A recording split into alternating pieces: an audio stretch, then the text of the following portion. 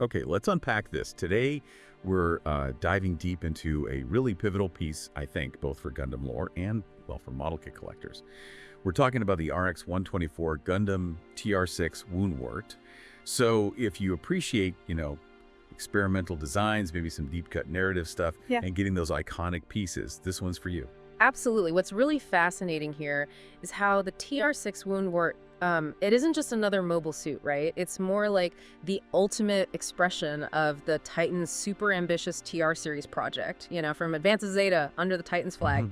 That whole project was about pushing boundaries, modularity, versatility. That was the game.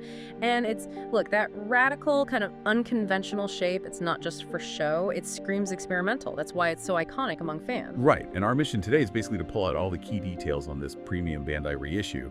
We'll touch on its origins, its kind of shilling legacy in the timeline, and what you actually get with the kit itself, and why it's such a big deal for collectors. Okay, so the TR-6 Woundwort, it first appeared in the graphic novel Advance of Zeta, under the Titan's flag, and it pops up again in the sequel, Advance of Zeta, Reboot. The designer, Kenji Fujioka, really went for something different. That super slender silhouette, those unusual legs, you see it and you know it's the Woundwort. It really reflected its core purpose as the peak of the TR series, meant to be this ultimate adaptable fighting machine. So what did that actually mean, in the story, its legacy? Well, after the Grips War ended, its design data, maybe even some leftover units, they got recovered by different groups. And then it shows up again, this time on Mars, in UC 00088. Ah, right, where they called it the Ghost of the Titans. That's pretty cool. Exactly. Because it was so adaptable, so ahead of its time, and kind of mysterious, it just kept appearing, becoming whatever its pilots needed. A real battlefield enigma. Okay, let's talk about the model kit itself. This HG, the high-grade 144th scale version. Yeah, this kit is actually pretty significant. It was the first time this mobile suit got a Gunpla release in the main HG Universal Sentry line. And it wasn't just a quick job, it was meticulously done with entirely new molds. And completely new parts. Completely new. So they could capture all those unique details, like the crotch-mounted arm thing, which is pretty distinct.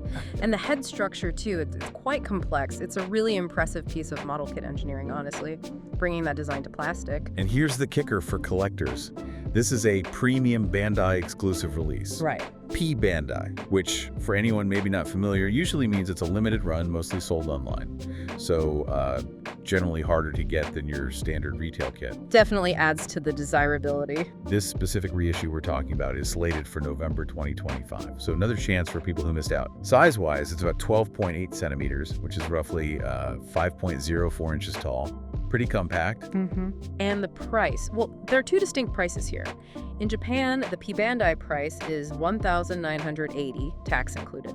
But for the US market, it's listed at $28 USD. Remember, these aren't direct conversions, just the regional prices. Okay, beyond just looking cool, what are the key features? What makes this kit stand out when you build it? Well, first off, it has that transformation mechanism. It can shift into its mobile armor or MA mode. How does that work? Is it complex? It's actually done through part swapping. So you don't have a super intricate internal frame shifting around. You basically rearrange some key bits.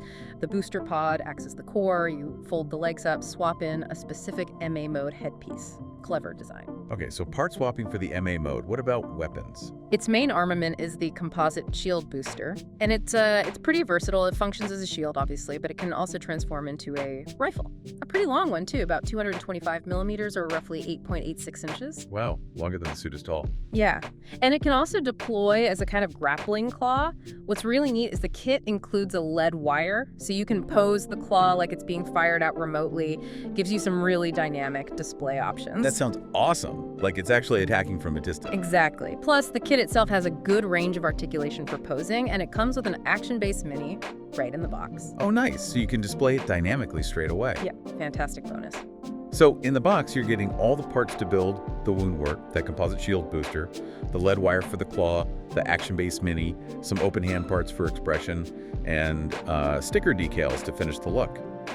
This deep dive really just underscores why this HG124th Gundam TR-6 Woundwort reissue is, well, pretty much a must-have for serious Gundam fans. It's such a cool mix of innovative design, really solid model kit execution.